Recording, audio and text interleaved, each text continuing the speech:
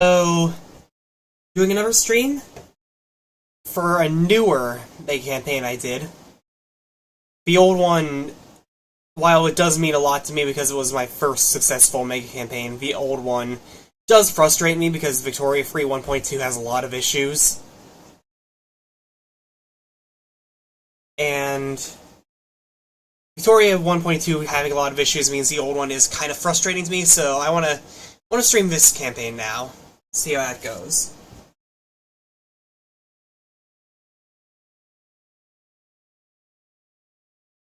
Just want to Twitch on the phone so I can see the chat easily.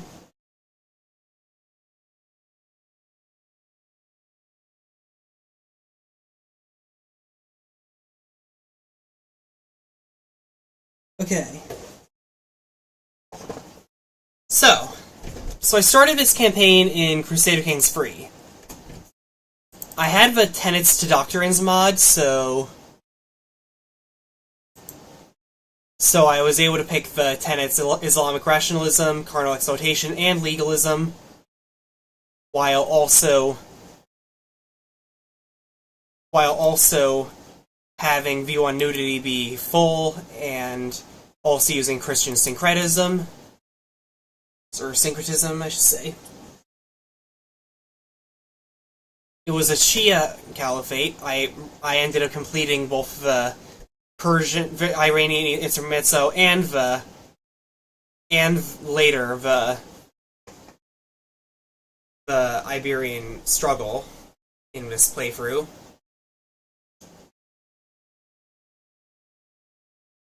And in addition to that, I also had a lot of legends from this playthrough as well. I had a bunch of custodians of holy sites, the fate of Hispania, the one about the Persian Empire. I had the heirs of a dragon goddess, as well as others.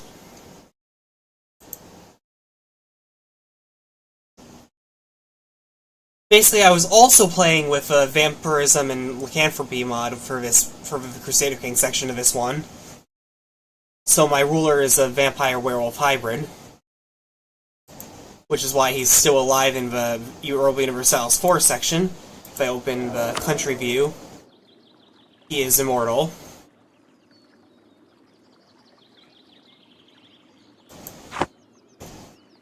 In addition to that, in the Europa Universalis 4, I am playing with a mod that allows me to see the entire map. So that's just make things a lot more convenient. The whole map is ideally visible.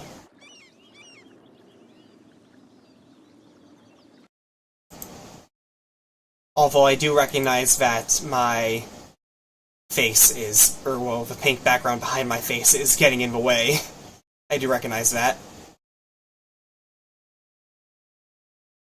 My culture, which I created in Crusader Kings Free, had the tenets Garden Architects, Collective Lands, Horse Lords, Beacon of Learning, Legalistic, Mubarazan, Xenophilic, and Musical Theorist. Oh, I also ate Genghis Khan in this playthrough. That's always fun. My army in the Crusader King section was completed with Great Bombars, of course, Mubarazan, some Horse Archers, and Azawira as the elite force, and I did have a Holy Order. I had special buildings, legendary ones especially, all around my capital. And I converted, and in the conversion mod, I did convert House of Wisdom to Baghdad, and also moved some other monuments there. Oh yeah, which reminds me, the development map mode, Baghdad had a lot of development. 92.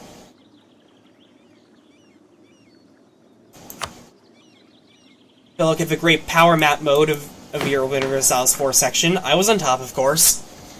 I had a huge empire. If I look at diplomacy, I had some colonies.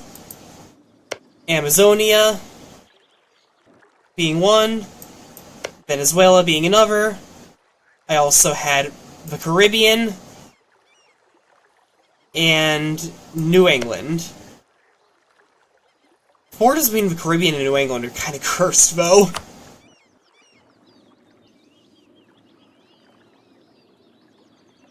If you're looking for religious map mode, my faith was by far the largest.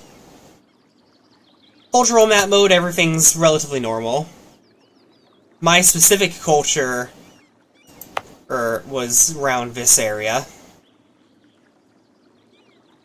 Perso-Indo-Arabic Persian. Because, you know, I do not make convenient names in Crusader Kings.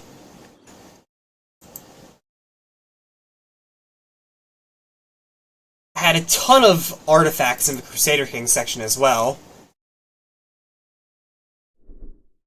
Like, looking through it, my weapon was a spear. I always liked spears, so that's cool. I had illustrious armor, illustrious regalia. Oh, the illustrious regalia was actually the mantle of a prophet. An illustrious crown, which was the Reichskrone itself, which I took from the Holy Roman Empire. And that's just the personal artifacts. For other artifacts, I just need to...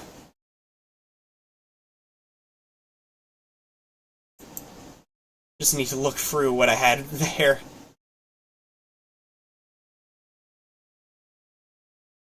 There, I also had my dynasty banner. I actually started as the Meharon dynasty.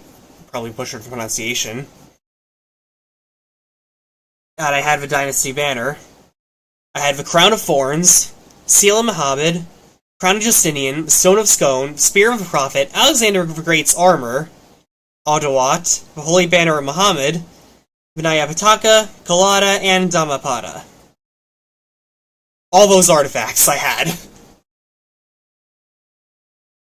in the Crusader King section. And I assume I still have those in European Universalis 4 because, you know, they don't have any... European Universalis 4 doesn't actually have an artifact system, so I assume that part stayed pretty much the same. If I look at my economy, I had a ton of trade, because I made a ton of Europe into trade zones. And, you know, everything was flowing right to Genoa and Venice. Of course, some to the English Channel. If I look at trade, Genoa is extremely rich. And if I look at...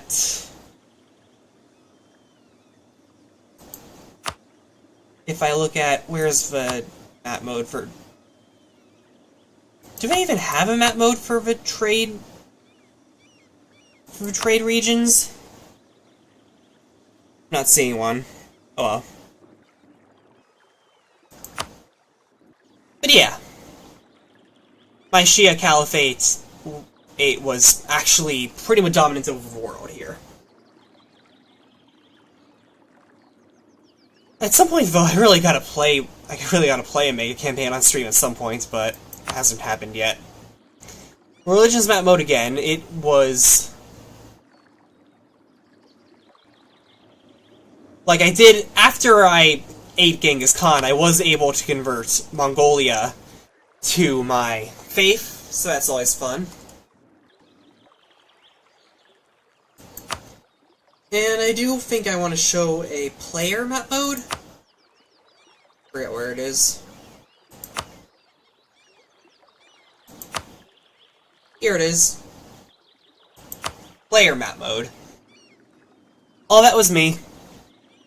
I took over Norway in Crusader King section so that Europe wouldn't get to the New World quickly. It worked, as you can see. Great power map mode. Mongolia has some colonies. Japan got into Siberia, as I've noticed they often do. Yeah. Looking at my diplomacy, I was on bad terms with both Mongolia and the Holy Roman Empire. Which is ironic, because I converted Mongolia to my faith, but whatever. I'm allied with Korea and Ming. My vassals are these two areas. Liska is a trade protectorate of me. And I had the 4 colonies I mentioned earlier. Royal marriage with Korea and Ming, which I was also allied with.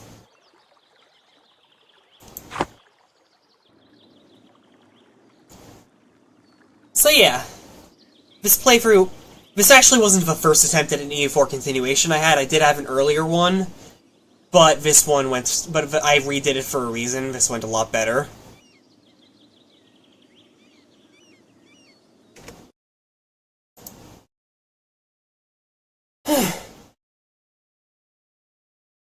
So yeah, wanted to introduce this playthrough. Oh, Denmark has a colony in Brazil, that's interesting. And La Plata.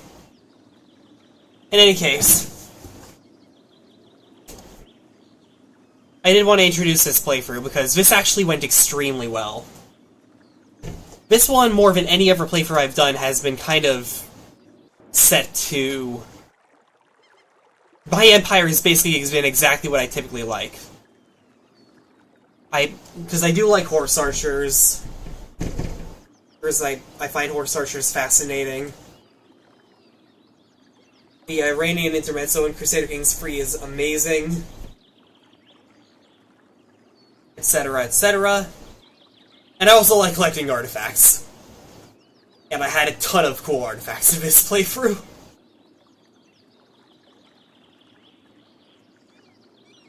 So yeah. I don't think anyone's watched. I don't know if anyone's watched during this time. It's only been like 12.5 minutes. But I feel this was worth doing. And I'll see you all in the next stream, or video, or whatever I do.